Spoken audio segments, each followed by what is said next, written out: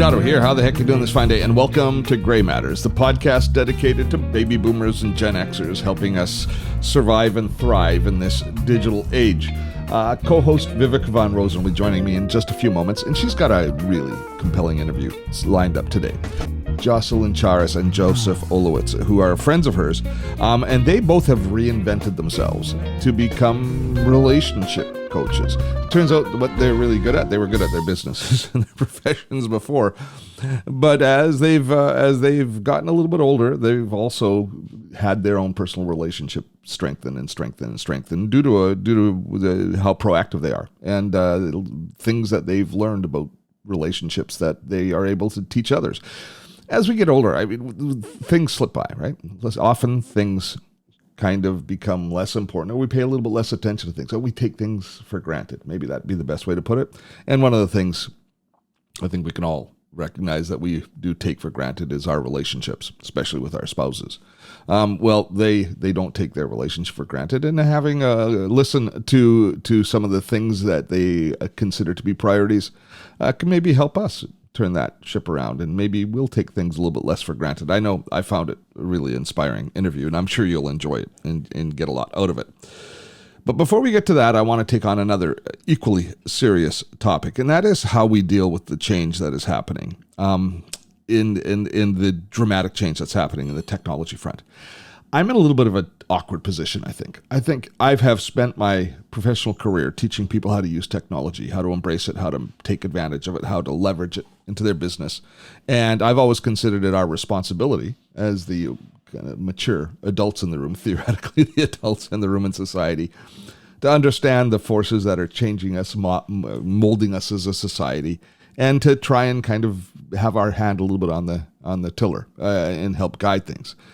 Obviously, the rapid growth of technology has made that incredibly difficult, and there's been rapid change that has just changed how we communicate, how we relate to each other, obviously how business is done, and I feel like I've been a part of that because I've been, to a certain extent, proselytizing the use of technology, but also teaching people how to take advantage of it and how to utilize it and how to leverage it into their lives, both personal and business.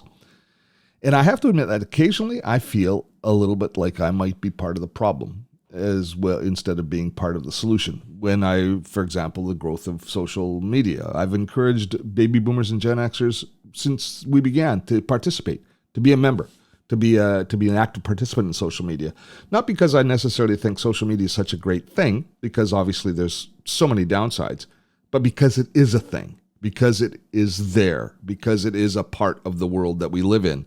And if we don't understand it, if we don't have a grasp of it, if we don't recognize the issues that it can cause, then we are just kind of being swept along with the current, and we really lose a lot of control over our lives, and we increasingly lose the ability to have impact in others' lives.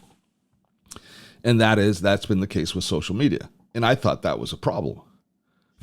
Seems like a fairly minor problem when we take into account what's happening with the world of AI now. AI, I don't want to sound like Chicken Little and the sky is falling, but AI is going to change everything so much more than social media ever did for us. AI is a revolution that is going to impact every single aspect of business and our lives, and not always, obviously, for good. And that puts us in a difficult position, because we recognize that there's a lot of negatives that are going to happen with AI. We already see it. We already see the fake news that's coming out. We see fake images. We saw it this week, an image of Donald Trump as the Pope, which caused some people to find it funny. Other people found it incredibly insulting. Other people found it inflammatory. But it was generated by AI. And it was, we know that it's fake. It's easy to tell that one's fake, but it's not so easy to tell other content is fake. And certainly with the news and the huge volume of misinformation that's being published online, the damage is certainly being done, and we're seeing it all over. And so we have to ask ourselves, we have inside of our online community, we have a group called the AI Academy, where we teach business people how to use AI properly and effectively within their business, how we can leverage that tool inside a business.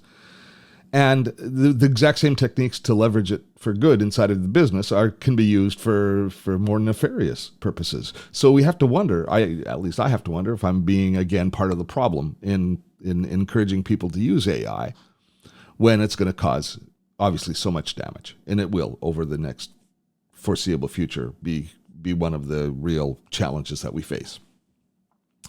So we're kind of caught between a rock and a hard place, aren't we, if you think about it? You can choose to stick your head in the sand, back away from it, and say, I'm not going to participate in this. This is evil technology. I'm not going to be part of the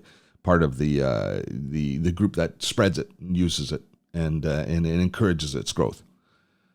And I think that that's folly. I think that that's going to have absolutely no impact, because it's going to continue to grow. And all that's going to happen is you are going to become more and more afraid, more and more isolated, more and more out of touch with exactly what is happening, with the most important things that are happening as far as technology goes in the world, and things that are changing who we are and how we communicate with each other. So as much as we probably find it distasteful, it's really our job to understand what's happening with AI, and if not embrace it as a good thing, but embrace it as a tool that we have to understand how it works, so that we can recognize as much as possible where it's being used as a disservice to us. I think everybody can look at that picture of Trump and in the full papal regalia and recognize that was fake, that was artificially generated. I understand AI generating something like that. But it's not so easy to recognize it when it's a news article, a seemingly news article about new plans that the government has in this or that thing, or what one group is saying about another group, or what somebody did. It's far more difficult for us to parse through that and to determine whether or not it is accurate or not. And it's going to be frustrating. You are going to be frustrated, and you're going to feel really inadequate as you try and come to terms with it. But we should not give up that struggle.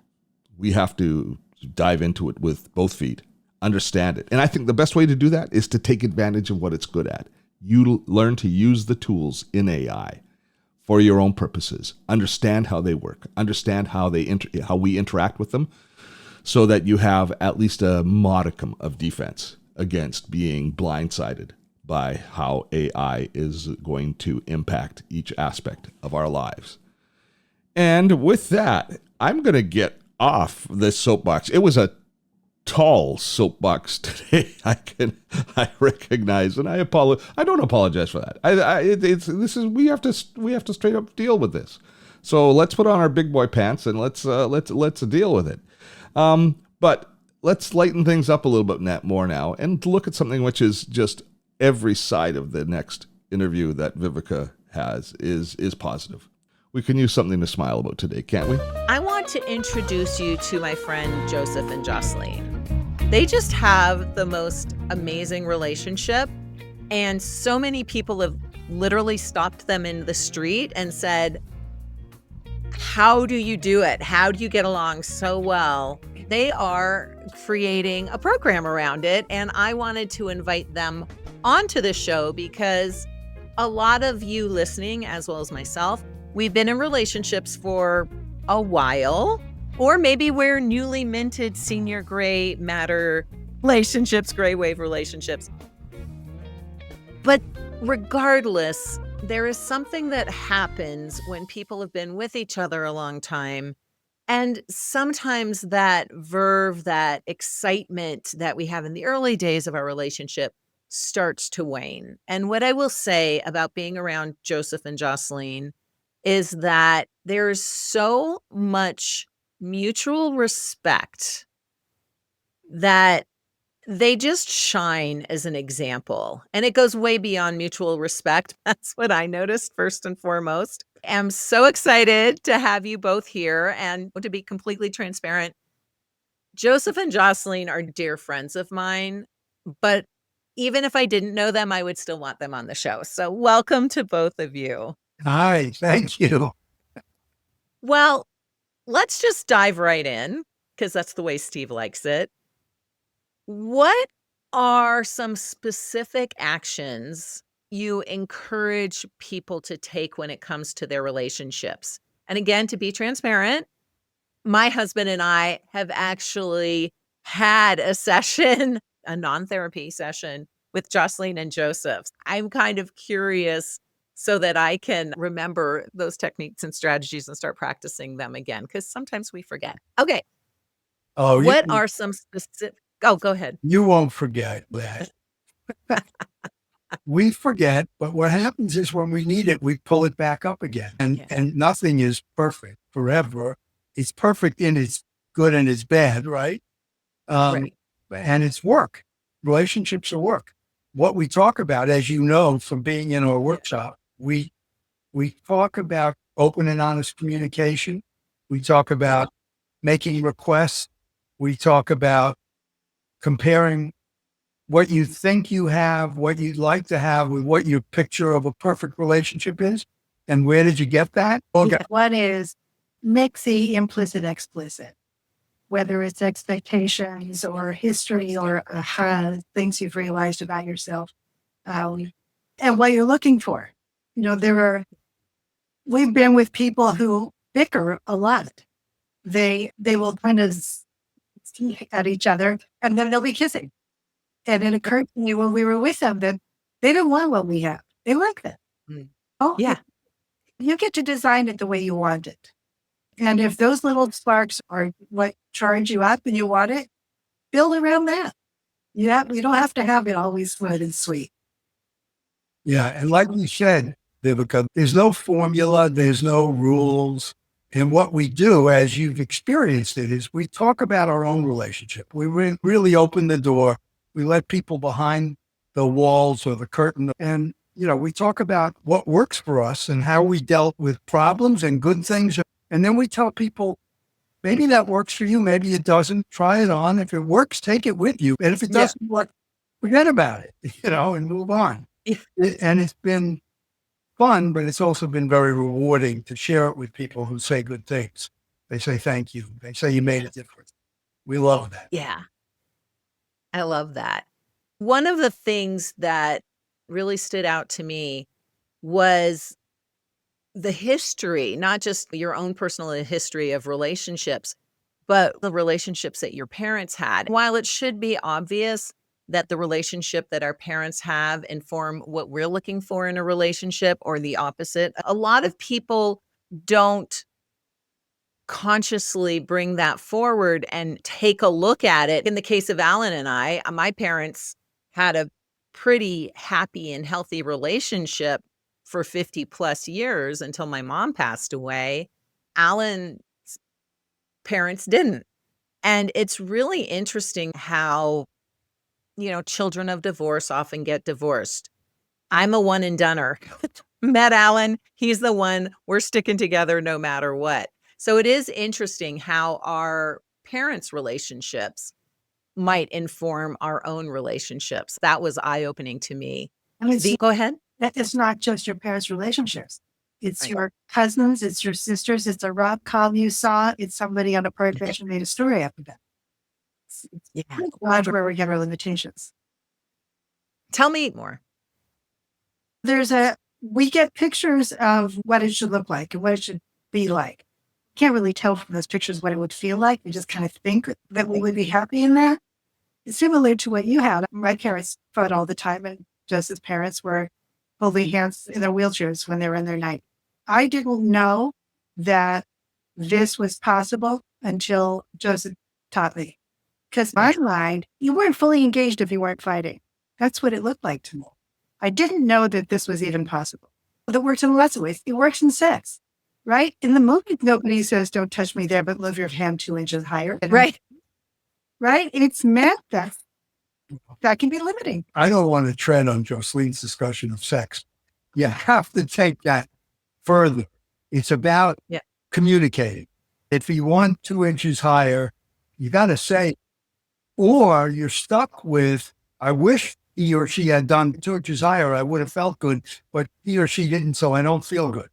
And now I'm frustrated. Exactly. And I'm going to hold it against you. It builds and builds and builds. Well, my favorite metaphor for that is when you don't communicate openly and honestly and fully, Yeah. it's like sweeping stuff under the rug. And Yeah. you're sweeping up stuff under the rug, and the rug is very lumpy after a while, and you're bound to freaking fall. It's Yeah. inevitable. What we do is we say everything to each other, even saying, I don't want to tell you. Yeah. So at least Yeah. I've acknowledged that I have a withhold, Yes. but I don't just withhold, because then I got to wonder, what did I share? What didn't I say? Do I remember what I told her? Stuff like that. That doesn't support a working, positive relationship, in my opinion. Right? So this brings us right into making requests. And that was really eye-opening to me. So let's talk about what making requests was. Yes, 2 inches higher might be the request. But as you mentioned, it goes beyond that, right? So let's talk a little bit more about what those requests can be. How do we make those requests? And again, why it's so important. They can be big requests like, we're never going to have kids, or no, we can't have a dog, or I can't stand it when the kitchen's dirty. They can be little requests like, make sure you put water in the filter, whatever it is. They can be little. Right. And everything in between. Yeah. But they can be requests about your level of monogamy and how open your relationship is. Everything is negotiable and everything is achievable if you can talk it through. And if you are approaching it as partners, if you may not get a yes to your request, but you've communicated and you got an answer, and as partners, you can include that. I wanted that and you didn't want that. Okay, I have that information. I could even say I don't like it. But at least we've communicated about it, because most of the time when you're communicating that way as partners, you can find a solution. And I want to make it clear, it's not a scoreboard. I made the request and you didn't give it to me. So now you're going to make a request for me and I'm not going to give it. It is the opposite of that. It's about, like you said, open and honest communication and trying to find a yes and not a but, right? Right. And you said, go ahead. The context is you want your partner to get what they want. Yeah.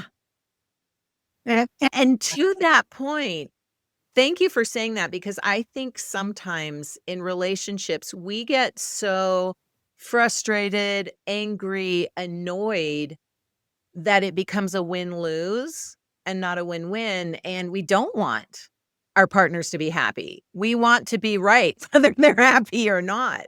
And we definitely do not want to get to that point in our relationships. For those of you listening, be honest with yourself. Would you rather be right or happy? And if you'd rather be right, then there's probably some honest communication that needs to start happening. Yeah, there's another way to look at that. I always say relationships are not 50-50.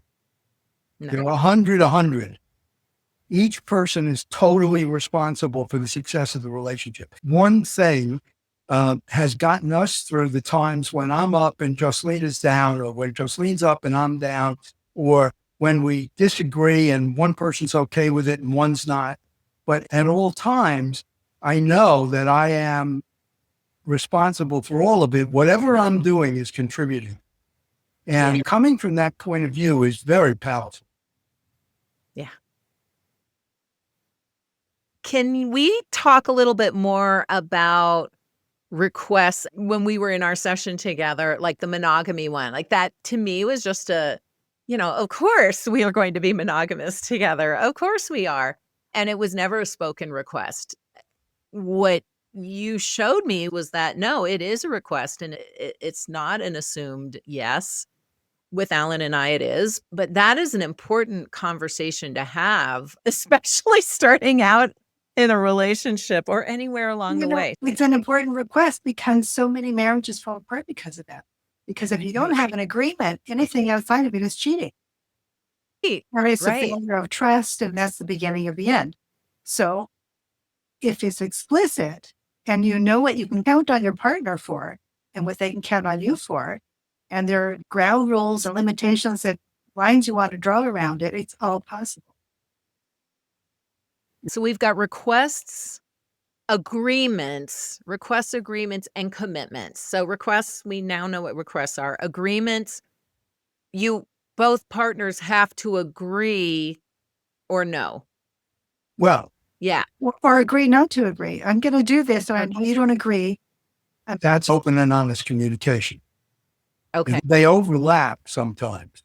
And it's important to understand that. To Yeah. think, by the way, just because the thought occurred to me, we're talking about some of the things that work. In 45 years, we've been through a lot of different things, or we've developed a lot of different points. And the whole idea that I don't want to give the impression that this is everything, because we did 90 minutes with you and Alan.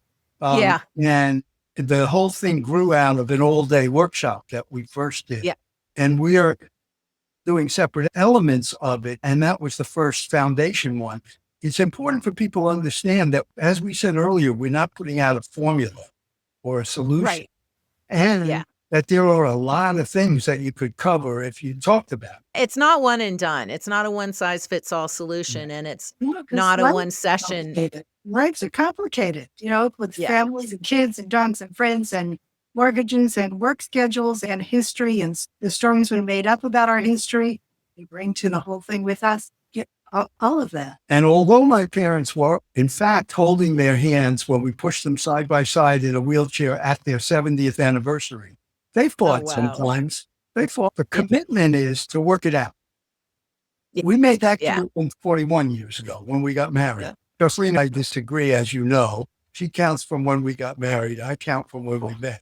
So I love the idea of requests, patient, and knowing that one size does not fit all. What are some requests that you feel couples can make of each other that can be relationship changing? Either requests that you've made of each other or that you've seen your clients make of each other with phenomenal results. What are some of those requests that come to mind?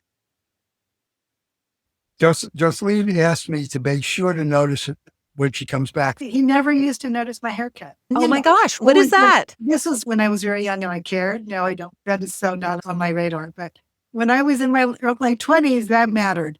And I consistently would miss it, even though they were dramatic changes. So I started putting the sticky on the front door when he came in. It said, "Notice Joseline's haircut."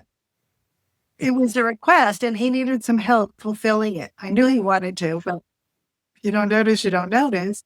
So I supported him in fulfilling it. That's Jocelyn taking responsibility for making sure that I succeed in meeting her request. Assuming that our partners are mind readers and that I think they know what we want. I think this may be more true for women than for men, but we don't want to make a lot of requests because we don't want to appear like that woman, the one who's demanding or needy or asking for things. So I think that sometimes we're a little repressed in making requests. But there's a real it's a cycle that feeds itself and lets it grow, because you make a request, and if it's heard, then the other person can make requests, and then all of a sudden you notice everybody's getting what they want, getting everything that they want, but being okay with it because they understand, where they've had a counteroffer, they're getting something else instead. There's a point of satisfaction in it, and just not having it all assumed. And it's not like it has to take 3 weeks to work it out. It's a conversation. Can you say more? Because I think that's an important point we didn't make about counteroffer. It's not just yes or no, right? Right. Yeah. Well, you could say, I don't want to do that, but I'll do this. Or I don't want to do 50 of those, but I'll do 25. Is there space for stories in this? Because I'll tell you a story. There is a space for stories. Joseph and I had 4 years before we got married. In those 4 years, we talked about a lot of stuff. We had a lot of agreements that we made. And one of them, there was going to be no Christmas tree. Because I grew up with Christmas trees. I love them. I gave up the Christmas tree. There are other things that I got that were uncomfortable for him at the beginning. So there was a give and take. Christmas trees were, however, there was a refinement in it. There was no tree.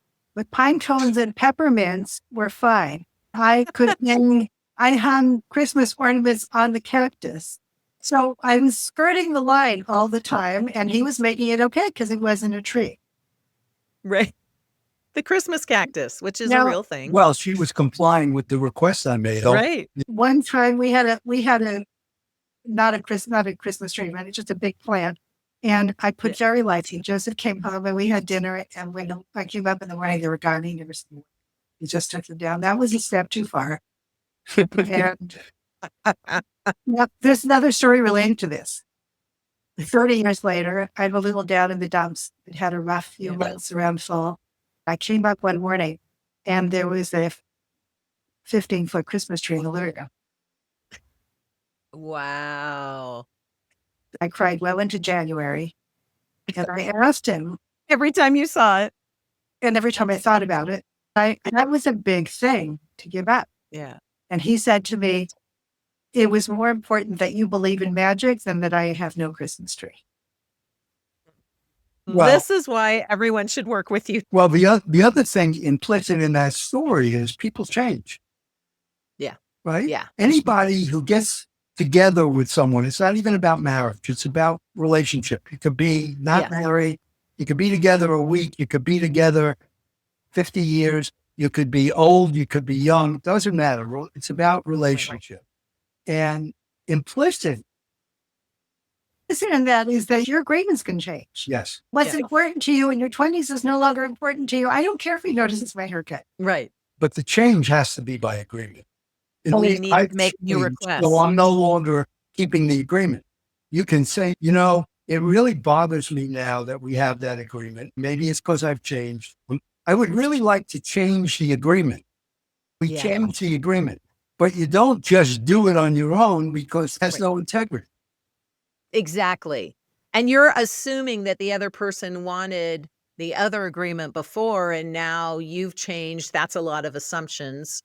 So the new true. request must be agreed upon. Right. Maybe they've also changed and you just aren't talking about it and you don't know. Right. Right. I'm not talking about how somebody said to me a thing that I love. People don't fall out of love. They just stop sharing. Yes. Right? They stop sharing what they want and what they're thinking of and what they're worried about and what they're dreaming of and what they're afraid of. I'm sharing the little stuff, like red peppers and green peppers. No peppers. It's the little stuff. Yeah. And I think this is especially important because, again, the name of the podcast is Gray Matters. It's the gray wave. It's the Gen X and baby boomers. I'm a boomer. Yeah. You're I'm a boomer. Yes. boomer. And so for Gen X and baby boomers, there's a lot of assumptions about each other if you've lived with each other for 50 years. And if you're in a new relationship in your 50s, 60s, 70s, or 80s, there are assumptions that we have. The other big piece of it, as I'm experiencing right now, right? My husband is not retiring, rewiring. He is starting a new business. These assumptions that I've made about our lifestyle and about him and what makes him happy and his assumptions about me, that all shifts. So you have to keep communicating. Yeah. And changing the structure and the content of every day. It is context and content. So, like you and Alan, you said to me before and afterwards that you guys have a good relationship. You had a good relationship and you improved it. Sometimes people say, we're in trouble. We're not making it work. We don't want to stay together, but we can figure some things out. Most people are in between. Most are not at either of the two extremes, but we talk to people at the whole gamut. We talk to people of all ages. And we talk to people who've been together for weeks and people who've been together for years. I forgot to say the element of inauthenticity. There are people out there in relationships who want something, but they're afraid to ask for it. And that sense of being repressed in the place where you really should be blossoming for both parties is very to me. So those are the people I think that they need a place where they can start to explore what's possible. If I really had the courage to ask for something, what would I ask for?